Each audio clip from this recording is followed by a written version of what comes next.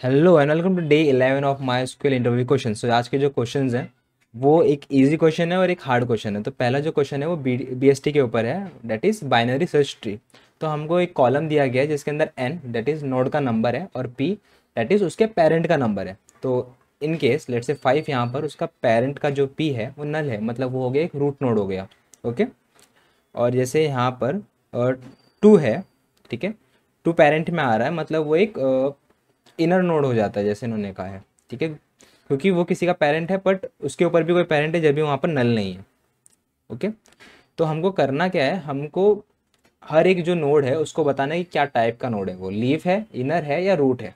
Okay, यहाँ पर illustration दिया है, यहाँ पर 5 3 2 3 1 3 6 9। ओके, 3 नहीं 8। ओके। सो यहाँ पर क्या एक्सप्लेनेशन है कि ये जो 5 होगा ये रूट नोड बन जाएगा, ये 2 रहेगा वो एक इनर नोड है क्योंकि उसका कोई पेरेंट है, ठीक है, एंड वो किसी का पेरेंट है, तो वो एक इनर नोड बन जाएगा। और बाकी जो बचे कुछ हैं जो किसी के पेरेंट नहीं है तो वो सारे हो जाएंगे हमारे लीफ नोड्स। ओके। अगर पेरेंट नहीं है तो वो रूट नोड, अगर वो किसी का पेरेंट है तो इनर नोड, अगर उसका उसका कोई वो किसी का पेरेंट नहीं है तो वो लीफ नोड। ओके। सो ऐसा हमारा इक्वेशन है, तो इसके लिए क्वेरी लिखते हैं हम। ओके। सेलेक्ट सेलेक्ट केस लिखेंगे, ठीक है, व्हेन अगर जो हमारा पेरेंट है वो नल है, इज नल क्या पी, ठीक है, देन कॉन्कैट करो, क्योंकि हमको यहाँ पर दिखाना कैसे है, नोड प्लस लीफ। ठीक है, कॉन्कैट करो हमारे एन को विथ स्पेस रूट। ओके, अगर पेरेंट नल है तो रूट हो गया वो। व्हेन, अब चलो अब इनर को कैटर करते हैं। अगर जो एन है हमारा वो आता है in a list of, select a distinct p from bst। Okay, अगर जो वो नोड है वो पेरेंट में आता है तो वो बन जाएगा हमारा इनर। ठीक है, देन ये कॉनकैट का लिख लेते हैं पूरा सेम, ये हो जाएगा हमारा एक इनर नोड। Okay, inner. और अगर इनमें से भी कुछ नहीं है तो भाई सीधा सीधा एल्स कॉनकैट अलग से, एंड वो हो जाएगा हमारा एक लीफ नोड।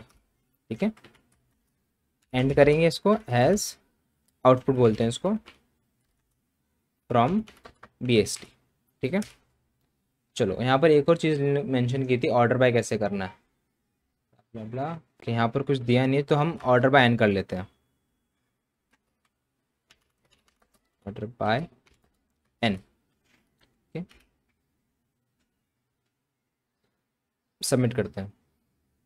ओके, तो ये सक्सेसफुली हो गया हमारा सबमिट। ओके, तो नेक्स्ट क्वेश्चन पे जाते हैं। ओके, जो सेकंड प्रॉब्लम है उसका नाम है सिमेंटिक पैर। अब इसमें दिया क्या हमको, हम इसको एक्स और वाई दिया है, ठीक है, और हमको ऐसे पैर ढूंढने हैं जैसे लेट्स से ये 2021 है, तो अगर देखो इसका जो होना चाहिए x1 should be equals to y2 and x2 should be equals to y1। मतलब जैसे 2021 है तो इस 21 यहाँ से मैच हो गया, ठीक है, इसका y1 मैच हो गया हमारे x2 के साथ, और इसका जो x1 है वो मैच हो गया हमारे y2 के साथ। ठीक है, ये होते हैं सिमेंटिक पैर्स। तो इसको लिखने के लिए अब हमें क्या करना पड़ेगा, पहले तो हमें जॉइन मारना है, सेल्फ जॉइन मारना है। बट अभी देखो कहने जैसे कि मैं जॉइन मार भी लेता हूँ।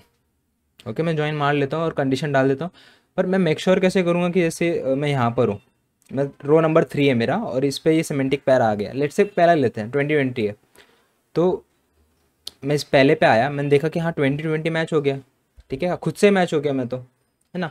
तो मुझे ये सिनेरियो अवॉइड करना है, ठीक है, क्योंकि मेरा एक्स भी 20 है, मेरा वाई भी 20 है, बट ये रो मेरे को कंसिडर नहीं करना क्योंकि मेरा खुद का रो है, मुझे अगले रो पे जाना है या फिर आगे के रोज को देखना है। तो इसमें ये करना है कि सेल्फ को अवॉइड करना है अपने को। तो हम उसके लिए क्या करेंगे, एक ना टेम्पररी टेबल बनाएंगे, विथ टेम्प करके बोलेंगे हम, विथ टेम्प एज। अब इसके अंदर उस टेबल का हम पूरा प्रॉपर्टी लिख देंगे, सेलेक्ट एक्स, कैपिटल लिखा है इन्होंने, और वाई। बाद में अब मुझे खुद का रो भी जानना पड़ेगा क्योंकि मुझे स्किप करना है ना खुद का रो, तो मुझे खुद का रो भी जानना है यहाँ पर। अब रो नंबर और ये जो नंबर रहेगा मैं ये लूँगा, ऑर्डर बाय लूँगा, ऑर्डर बाय एक्स का वैल्यू। ठीक है, तो सारे एक्स सॉर्टेड रहेंगे यहाँ पर, ओवर ऑर्डर बाय एक्स। ठीक है, और इसको मैं बोलूँगा एक्स रैंक, एक्स का क्या रैंक है। ठीक है, इसको लेंगे हम फ्रॉम फंक्शंस। ठीक है, फंक्शन का टेबल का एफ कैपिटल लिखा है उन्होंने। ठीक है, ये हमारा टेम्प हो गया रेडी। आगे बढ़ते हैं। अब हम सेलेक्ट करेंगे सारी unique distinct value of X and Y from temp as F1। ठीक है, एंड सिंस मुझे सेल्फ जॉइन मारना ही है टेम्प पे, तो मैं इसको बोलूँगा इसको बोलूँगा F1 डॉट एक्स एंड इसको बोलूँगा F2 डॉट वाई। ओके, अब मैं यहाँ पर मारूँगा join temp as F2 on, जहाँ पर F1 की जो वैल्यू है, F1 एक्स की जो वैल्यू है इज इक्वल्स टू F2 के y की वैल्यू, F2 के y की वैल्यू। एंड इसको कॉपी कर लेता हूँ, कॉपी पेस्ट, जो F1 का y is equals to F2 का x। ये हो गया सिमेंटिक पैर के लिए। ठीक है, इतना हमने सिमेंटिक पैर के लिए लिखा, जो ये वाला इक्वेशन था। ठीक है, आगे का इक्वेशन हैंडल करते हैं। ठीक है, आई टू क्वेरी इन असेंडिंग पैर। ओके, ये वाला भी हम बाद में कैटर करेंगे। अब हमें खुद को इग्नोर करना है। ठीक है, जो ये F1 का x रैंक है should not be equal to अपने F2 का रैंक। ठीक है, हमने खुद को स्किप कर देना है।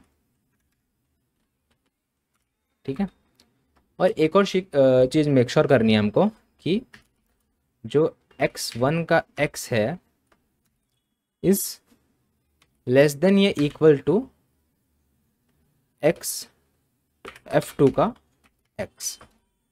ओके,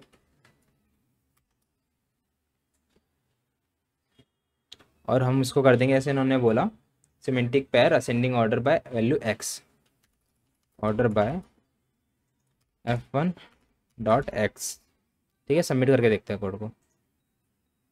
ओके, तो हमारा कोड हो गया एग्जीक्यूट। और अगर किसी को प्रॉब्लम समझ नहीं आया कि ये वाला कंडीशन क्यों लिखा हमने, x1 का x should less than F2 का x, तो जैसे ये हमारे पास एक पैर बन गया था ऑलरेडी, तो हमको ये पैर रिपीट नहीं करना है, इसलिए हमने ये कंडीशन लगाई कि अगर ये बन गया है तो आगे मत बनाओ।